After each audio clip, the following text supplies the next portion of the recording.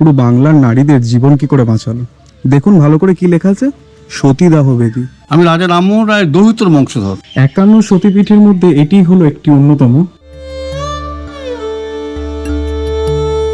একদম হাঁপিয়ে গেছি আজকে, এত হেঁটেছি, তবে একটা নতুন জিনিস এক্সপ্লোর করেছি। এই যে একদম মাঠের মাঝখানে 6টা শিব মন্দির। তার আগে জেনে নিন কিভাবে আসবেন। হাওড়া থেকে তারকেশ্বরগামী যে কোনো ট্রেন ধরে এই তারকেশ্বর স্টেশনে নামবেন এবং এখান থেকে খানাকুলগামী বাসের মাধ্যমে প্রাকৃতিক সৌন্দর্যের উপভোগ করতে করতে পৌঁছে যাবেন এই ঐতিহাসিক গ্রামটিতে।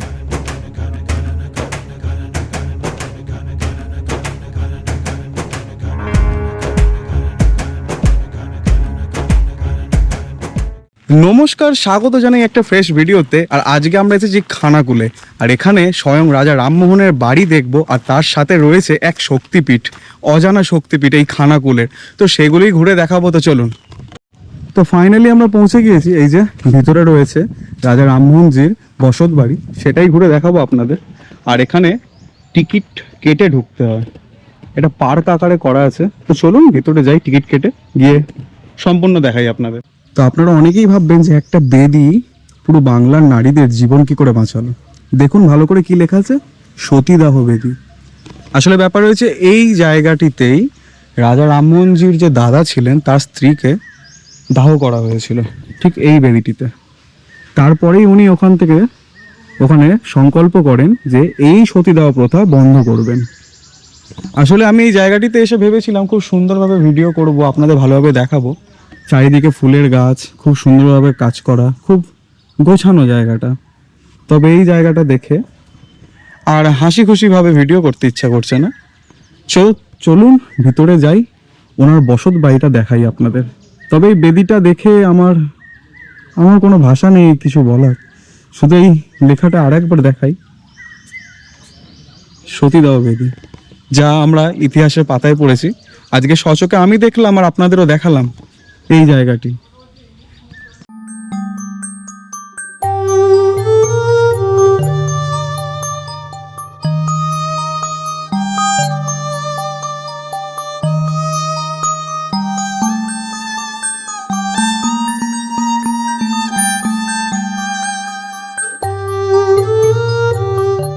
এই যে মাথার ওপর গাছের ছাউনি, আর এই সামনে শুধু ভাঙা প্রাচীর পড়ে আছে দূরে, ছাদ টাদ কিছুই নেই। ওনার বসত বাড়িটি, সেই বাড়িটি চলুন কাছ থেকে দেখাচ্ছি। তো এই হলো রাজা রামমোহনজির বসত বাড়ি। এটি কিন্তু পৈতৃক ভিটা নয়, এটি হলো বসত বাড়ি। আর এই ফলকটি আপনারা পজ করে পড়তে পারেন। উনি তার মায়ের কাছ থেকে বিতাড়িত হয়ে এই জায়গায় এসে একটি বাড়ি তৈরি করেন, এবং যতটুকু আমি জানি যে ওনার স্ত্রীর সাথে উনি এই বাড়িতেই থাকতেন। এটিই হলো রাজা রামমোহনজির বসত বাড়ি। আর এই জায়গাটা দেখেই বোঝা যাচ্ছে এটা সোজা একটা বারান্দা, আর পাশাপাশি এখানে অনেক কটি ঘর আছে। তবে ছাদ বলে আর কিছু নেই, শুধু প্রাচীরগুলো দাঁড়িয়ে আছে। এই যে আমি ছোট থেকে যখন এই রাজা রামমোহনজির ব্যাপারে পড়েছিলাম, সত্যি ওনার সম্বন্ধে পড়ে আমার কাছে একটা ধারণা তৈরি হয়েছিল। সেটা হলো যে শুধু নামে রাজা নয়, অ্যাকচুয়াল ব্যক্তিত্বে রাজা ইনিই ছিলেন, এই যে রাজা রামমোহনজি। তো চলুন বাড়ির ভিতরটুকু দেখাই। এই যে হলো বাড়ির ভিতরটা, আর এই যে হলো একটা রুম। আমি আজকে বলবো না যে কত সুন্দর, দেখুন রুমটা। আসলে এরম ব্যক্তির বাড়ি এরম অবস্থা দেখে সত্যিই খুব খারাপ লাগছে। যতটুকু আমি ইনফরমেশন পেয়েছি, এই বাড়িটিতে ওনার স্ত্রী উমা দেবী থাকতেন, এবং উনি কলকাতা থেকে মাঝে মাঝে আসতেন এই বাড়িটিতে।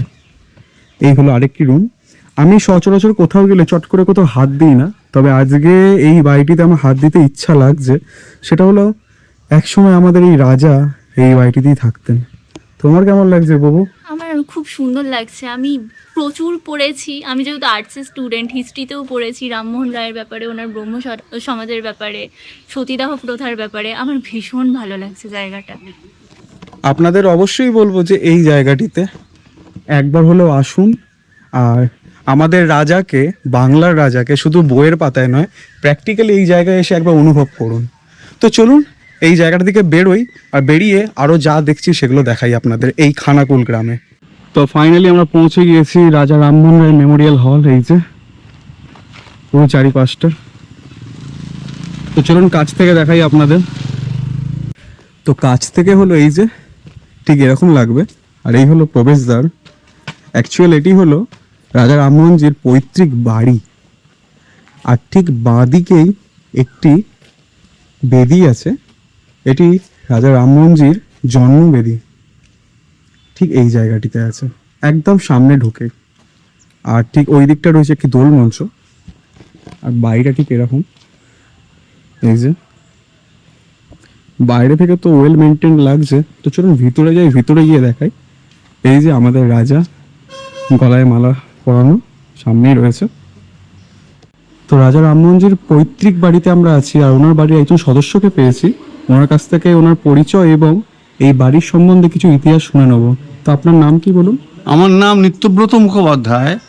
আমি রাজা রামমোহন রায়ের দৌহিত্র বংশধর, অর্থাৎ মেয়ের দিকে, বড় ছেলের মেয়ের দিকের আমরা বংশধর।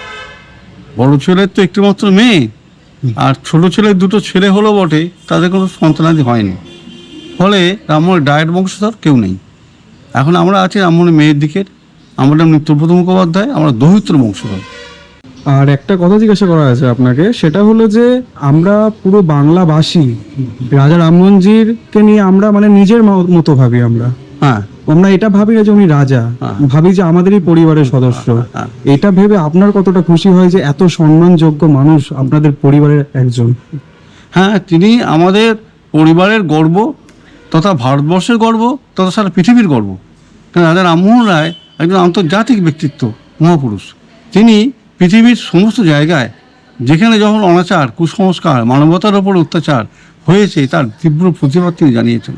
এবং সতীদাহের মতো এত বড় কুপ্রথা সমাজের বুক থেকে উচ্ছেদ করে তিনি অমর হয়ে আছেন।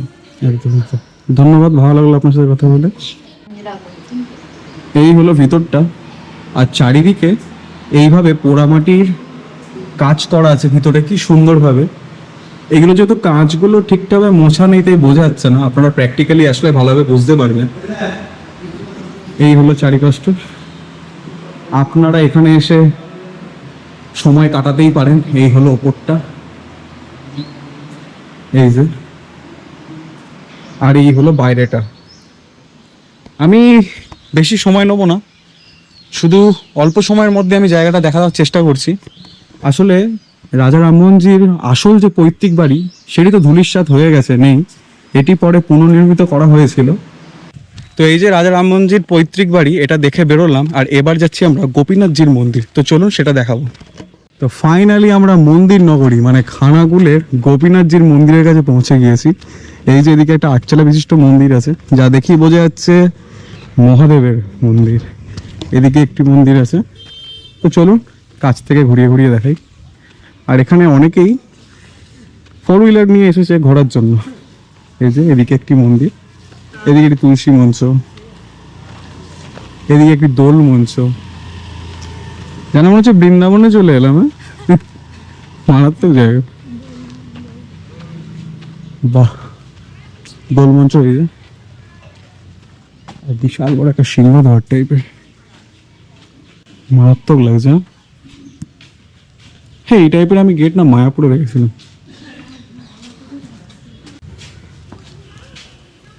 ভালো লাগলো ঘুরে দিদা? হ্যাঁ, ভালো লাগছে। কত সুন্দর দেখুন, অনেকেই পুজো দিতে এসেছে। এই হলো সামনে একটা কি সুন্দর পুকুর, তো চলুন কাছ থেকে দেখাই।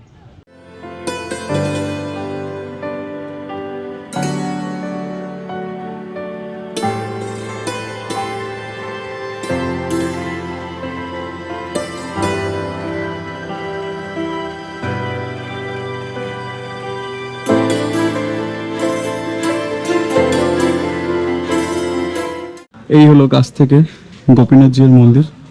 যেহেতু দুপুরবেলা তাই গর্ভগৃহ বন্ধ।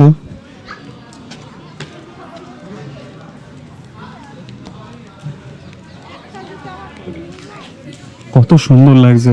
আমি যতটুকু শুনেছি এটি পুরনো মন্দির, ওটি নতুন মন্দির, ওই যে দেউল আকারে তৈরি করা। আর এটি হলো পুরনো মন্দির। এই যে,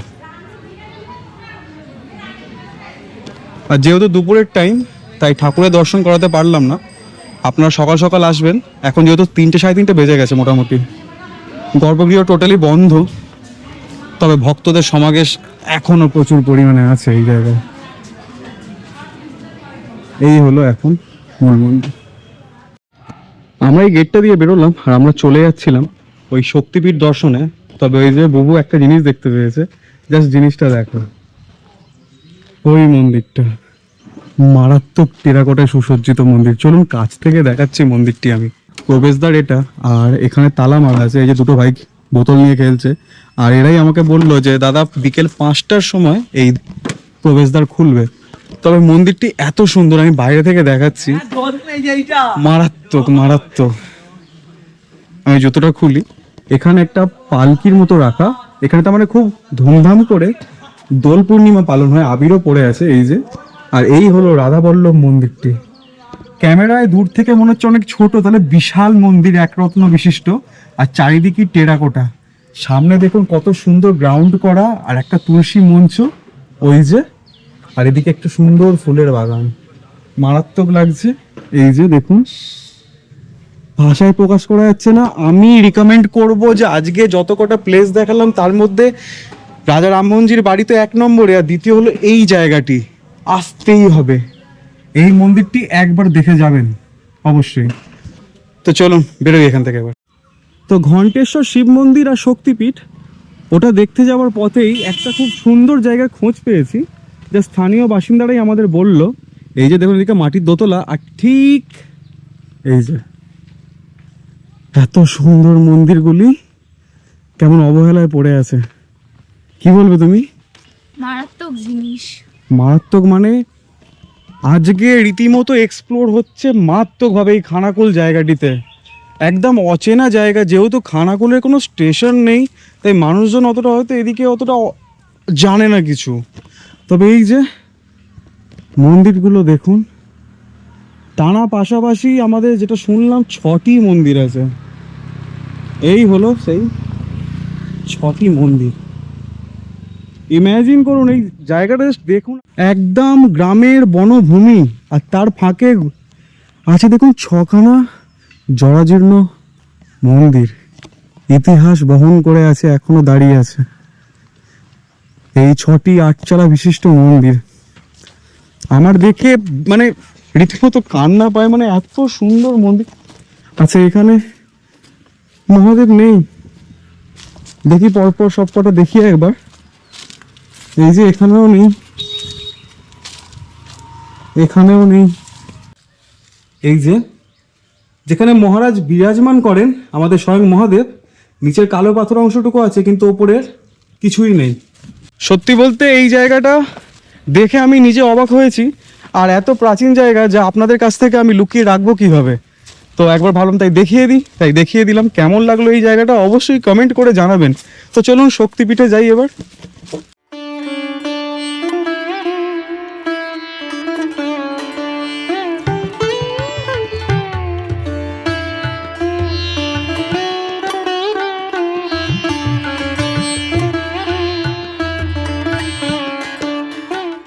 তো ফাইনালি আমরা আমাদের শেষ গন্তব্যস্থল ঘণ্টেশ্বর শিব মন্দিরে পৌঁছে গিয়েছি। এই যে খুবই সুন্দর জায়গা, আর এখন ঘড়িতে বাজে 3:52, আর আমরা বেরিয়েছি বাড়ি থেকে আজকে সকাল কটার সময় বলতো 8টা। ওখান থেকে তারকেশ্বর, তারপর হেঁটে হেঁটে সম্পূর্ণ জায়গাগুলো ঘুরে দেখালাম আপনাদের। আর এই শেষ গন্তব্যস্থল হলো ঘণ্টেশ্বর শিব মন্দির। আমরা কথা শুনলাম এনাদের, জিজ্ঞাসা করলাম, বলল বিকেল 5টার সময় এই মন্দিরের গর্ভগৃহ খোলা হয়, এখন যেহেতু বন্ধ আছে। তবে এইখানকার শিবলিঙ্গ নিয়ে একটা অনেক বড় ইতিহাস আছে, যেটা আমার জানা নেই। তবে এখানকার লোকজন বলছিল যে এই শিবলিঙ্গ কিন্তু কেউ প্রতিষ্ঠা করেনি, এটা এখানেই উঠেছে, এই জায়গাতেই প্রথম থেকেই ছিল। আর এখানে যে শক্তিপীঠটি রয়েছে সেটা আমি খুঁজছি। এটি হলো অন্নপূর্ণা মন্দির, এটিতেও তালা মারা আছে। এই যে